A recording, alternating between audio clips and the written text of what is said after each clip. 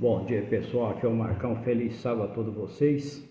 Muito bom estar com vocês aqui de volta para nós continuar estudando a Santa Escritura, aprendendo aquilo que Deus quer que nós aprendemos da palavra dele. Feliz sábado a todos vocês que já estão por aqui, vocês que estão com a Bíblia na mão, ou outro com a canetinha, com papel para anotar a passagem da Bíblia, né? Nós vamos entrar num assunto muito importante. Todos os assuntos são importantes. Nós vamos falar sobre a criação e o Criador, né? Você já pode abrir a Bíblia de vocês lá no livro de Gênesis. Durante essa semana, fizeram uma pergunta para mim se o dia de sábado salva as pessoas. O dia de sábado salva as pessoas. E por que tem que guardar o sábado? Porque está na Bíblia.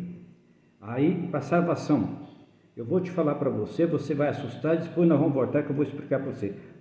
O dia de sábado não salva ninguém. Quem salva é Jesus Cristo. Mas o sábado faz parte de um conjunto da lei de Deus que Ele colocou para o nosso bem e para a nossa salvação. Então, o sábado faz parte deste conjunto, né? O sábado foi criado por causa do homem, não o homem por causa do sábado. Está escrito lá no livro de Marcos que o sábado foi criado assim. Muitos falam que o sábado foi mudado no Novo Testamento, não precisa ser guardado mais. Não, o sábado é guardado. Jesus falou que ele veio cumprir e não abolir. Você que já está adulto agora, acredita, quando você estava pequeno, seus pais davam uma regra para vocês, uma ordem, que o sábado faz parte de uma regra de Deus, um mandamento de Deus, e vocês cumpriam. Quando você estava na escola, que a professora passava a tarefa, vocês faziam a tarefa, vocês estavam cumprindo. Quando nós guardamos o dia de sábado, nós estamos cumprindo aquilo que Deus pediu, para guardar um sábado, para nós ter descanso. Olha que Deus maravilhoso! Ele nos deu o dia de sábado para nós descansar o nosso esqueleto das atividades da semana e para ter um dia de comunhão com Ele, um dia de visita, um dia para ir na casa de Deus, fazer oração. No livro de Lucas, capítulo 4, do versículo 16 ao 31, fala que Jesus ia na sinagoga, ele levantava para ler, pegava as escrituras, naquele tempo era um rolo, pegava, levantava e lia o que estava escrito no livro de Isaías e voltava. Então, qual é que era o costume de Jesus? Todo sábado na igreja. Todo sábado ele estava ali na igreja. Então, nós temos que tirar um dia para fazer isso daí. Então, ter essa comunhão com Deus, é isso que Deus quer que nós façamos. Por isso está escrito que ele fala assim, quando ele fazer um novo céu e nova terra, todos, de um sábado ao outro, de uma lua nova ao outra, vai adorar a Deus. É isso que está escrito.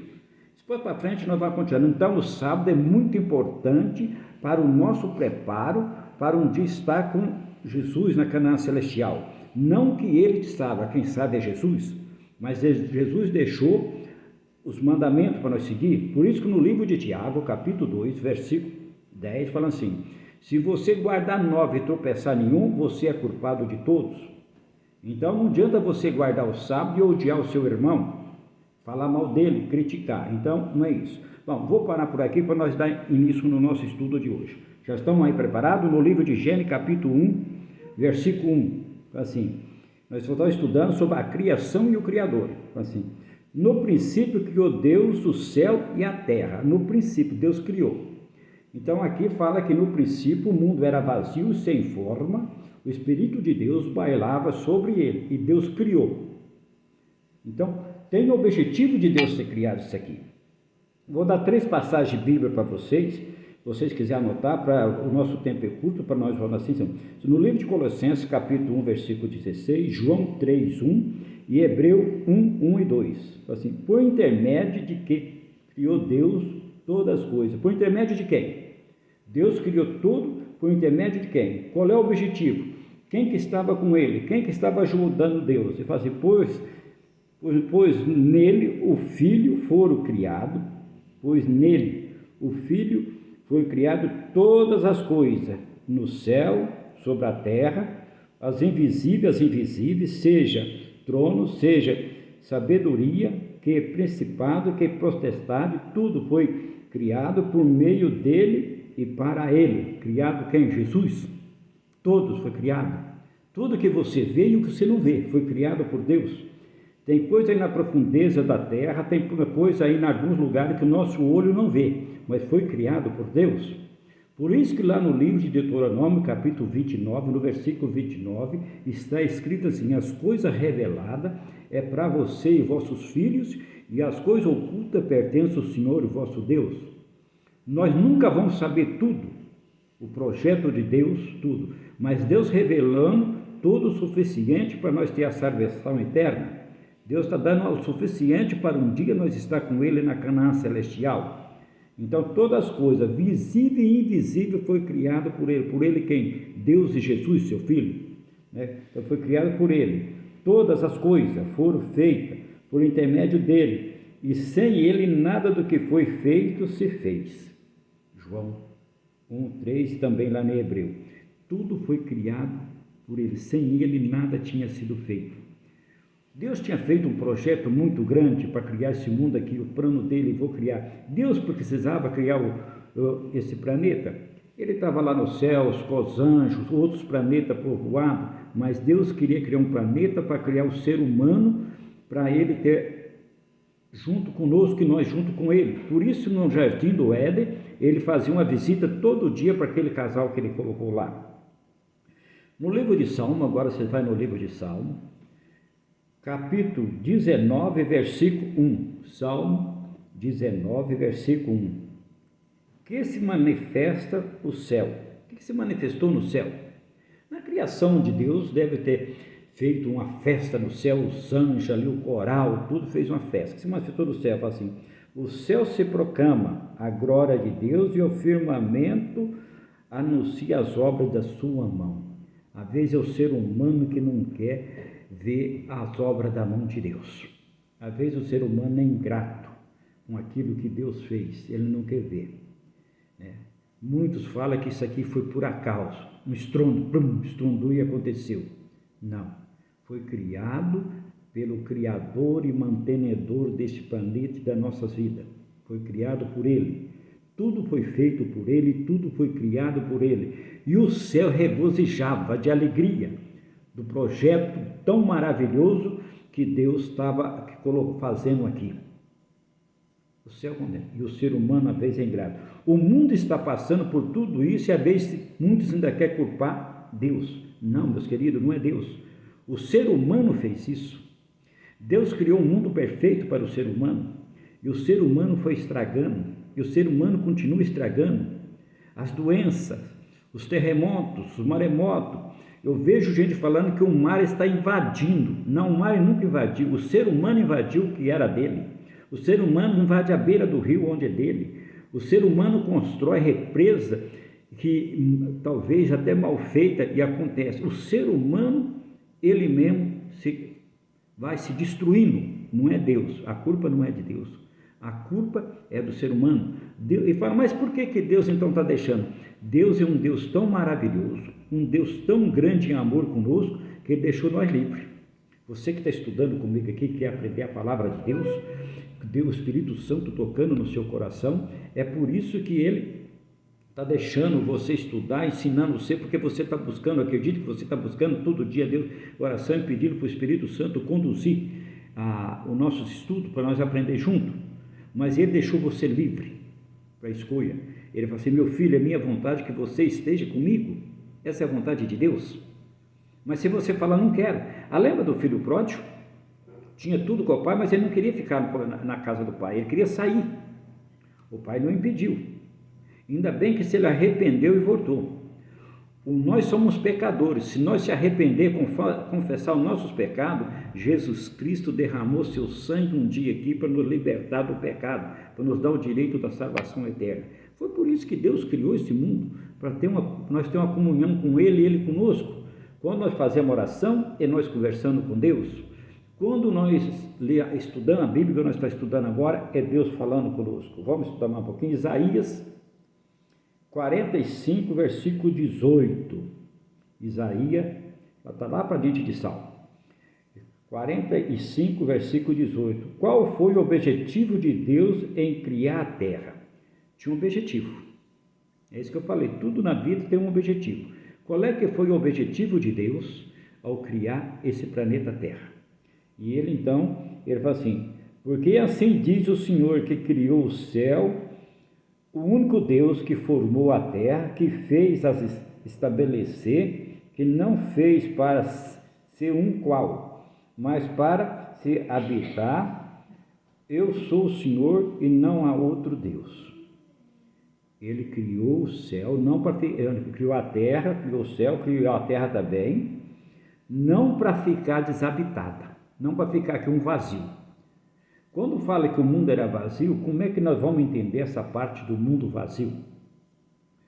Eu vou trazer para os nossos dias, que tem muitos loteamentos, né, de roda da cidade se construindo. Você passa numa rua, isso não está aqui na escritura, para nós compreender um pouquinho melhor o que é o vazio. Você passa numa rua, tem um terreno lá acidentado, cheio de buraco, sem nada, vazio, sem forma, não tem forma nenhuma. E você passa uns tempos, você passa ali de novo. Tá um prédio, ou uma mansão, uma casa, coisa mais linda construída. Foi isso que Deus fez. O mundo nosso era vazio e sem forma, não tinha forma nenhuma. E Ele construiu as coisas lindas, maravilhosas nesse planeta para dar para nós. Com tudo isso que o homem faz extravagância, destruindo as florestas, destruindo tudo, acabando com as nascentes, o nosso mundo ainda tem coisas lindas, lindas, lindas, criadas pela mão do Criador, mantenedor, flores bonitas, rios bonitos, cristalinos, cachoeiras, tem as coisas mais lindas ainda, com tudo que o homem destrói. Pensamos agora aqui um pouquinho, se o homem não tivesse mexido na natureza, já pensou que coisa linda que era isso daqui? Com tudo isso que o homem está destruindo, as maravilhas que tem, então Deus criou isso para poder ser habitado, não ficar vazio. Vamos ler mais um versículo hoje, depois nós dar continuidade. Vocês voltam lá no livro de Gênesis, capítulo 1, versículo 27. Pode voltar lá bem no comecinho da Bíblia. Gênesis 1, 27. A imagem de quem foi o homem criado. Aqui nós vamos falar de quem foi a imagem criada. Muita gente fala tanta tolice, fala que é do minhocão, fala que é não sei o quê, outros falam que é descendência de chimpanzé, outros falam não sei o quê. Eu sou criado pela mão do mantenedor e criador do nosso Deus. Não é desse jeito. Nós temos que entender que nós fomos criados pelo nosso Pai Celestial, né? É lógico que ele criou lá Adão e Eva, colocou a mão no Adão e Eva, fez o boneco, fez a cirurgia, fez a Eva. E deu o direito do homem cobitar e aumentar. Nós é tão semelhante numa parte de Deus, que Deus nos deu o direito de nós ter uma relações com as nossas esposas e ter filho. Nesse ponto ele deu o direito de nós chegar bem mais pertinho dele nesse sentido. Que jeito que então nós foi criado? E aqui ele fala assim: criou Deus, pois o homem à sua imagem, e a imagem de Deus criou, homem e mulher o criou. Então, quando fala de homem e mulher, nós somos a imagem de Deus. Aí você fala: nossa, mas tem uma pessoa que é diferente de outra, diferente de outra. Não, nós somos a imagem do Criador. Os nossos olhos, os pecados, não deixam nós ver a grande maravilha que está no ser humano. Nós somos a imagem. A mesma coisa você pegar uma foto do seu pai e olhar da sua mãe e falar assim: ó, meu pai aqui, ó, que imagem. A imagem do meu pai, estou olhando aqui, olha que o meu pai era bonito, hein? Olha como a minha mãe é bonita, né? Você é a imagem dele. Eu estou ficando assim, os cabelos meio caindo assim, mas o meu rosto é o rosto do meu pai terrestre. Eu acredito que o meu rosto é o rosto do meu pai celestial, porque ele me criou assim, ele me mantém assim, né? E Deus criou nós à semelhança dele.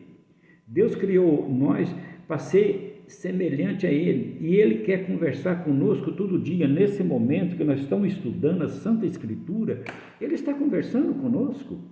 Ele quer que nós bate um papo com Ele todo dia, contamos nossos problemas para Ele, contando os nossos defeitos, porque é o seguinte: se a pessoa falar que não tem defeito, já está com defeito.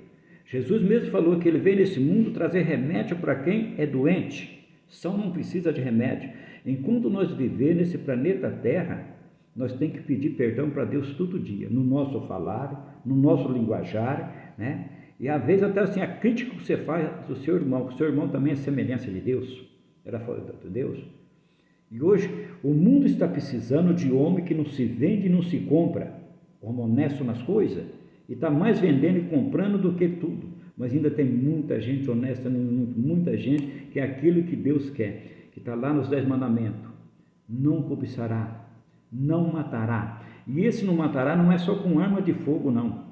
Quando você fala matará, na língua nossa tem um poder muito grande, tem um poder de se levar à salvação e tem um poder de matar. Quando você critica uma pessoa, quando você fala mal de uma pessoa, quando você faz os tititi da pessoa, você vai destruindo aquela pessoa moralmente.